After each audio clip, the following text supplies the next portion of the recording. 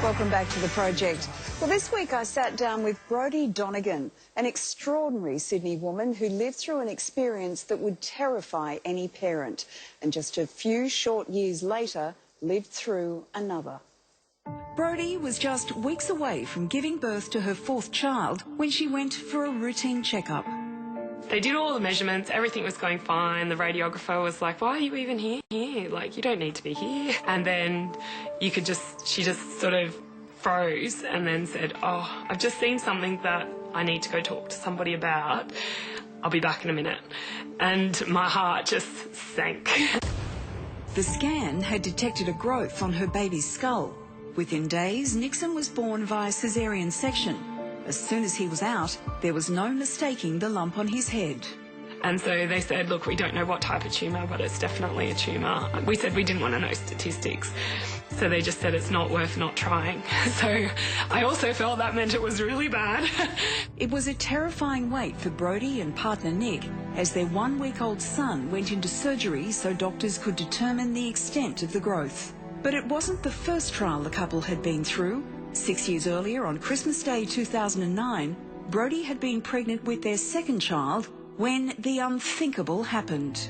We opened up all the presents and we were getting ready, and I just wanted to stretch my legs, and I don't really remember what happened. I know that a drug-affected driver drove off the road, hit a tree.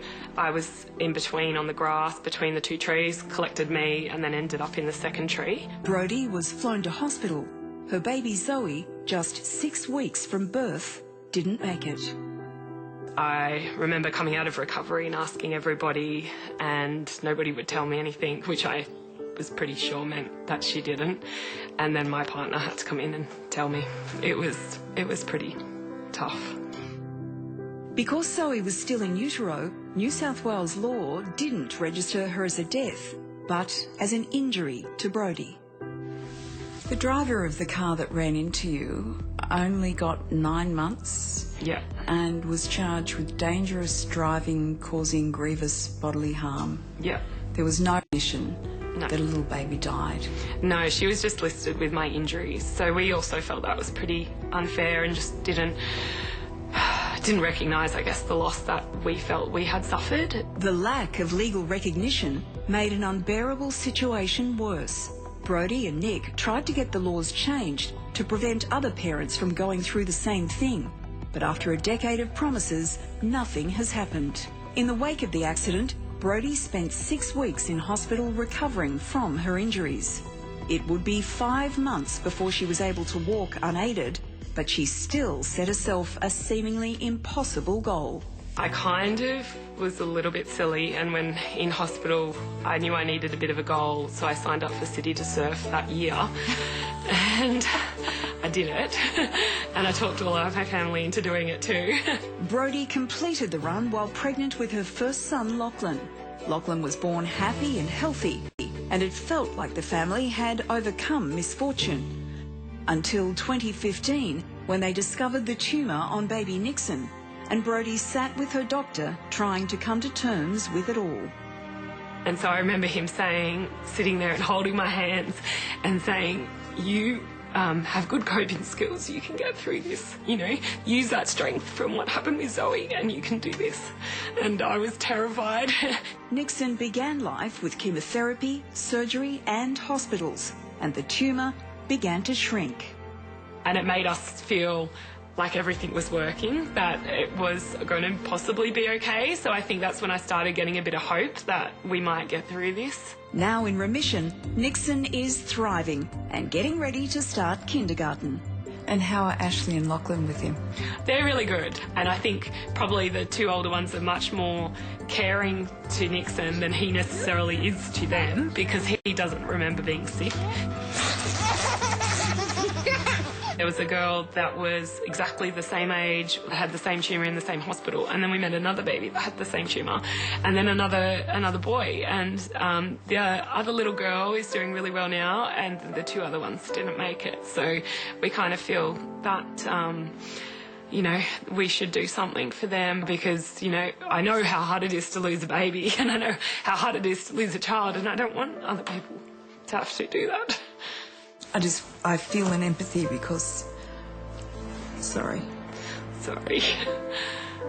I hate making people cry. No, it's just I feel an empathy with you because I lost 3 babies to miscarriage. Yeah. But your experience is entirely different, and yet at the same time, Very similar. we're all part of the Yeah. same club. So the fact that you're doing this to make a difference is very moving.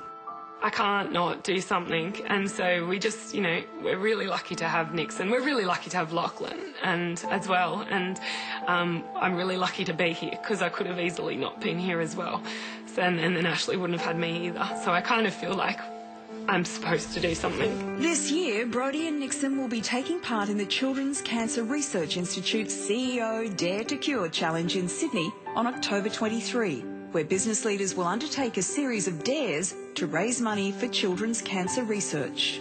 Yeah, there's a lot of things. Nixon's very excited. There's a snake bath. There's an ice bath. Stop right there. I'm not getting in the snakes. I'm not. Is a snake bath exactly what it sounds like? Yeah, I think so. And what do you want Mum to do at the Dare to Challenge? What do you think I'm going to do? I think she's a contender for the snake bath, isn't she? No. Isn't that what we want? No. Yeah. I don't like snakes. You've turned 2 experiences that are possibly some of the worst that life has to offer. But in both instances, you've worked hard to try and effect change.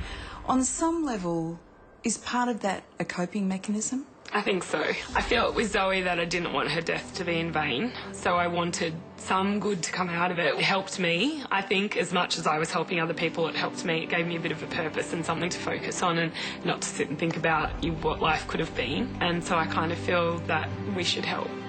We should, do something just because we've been unlucky but lucky.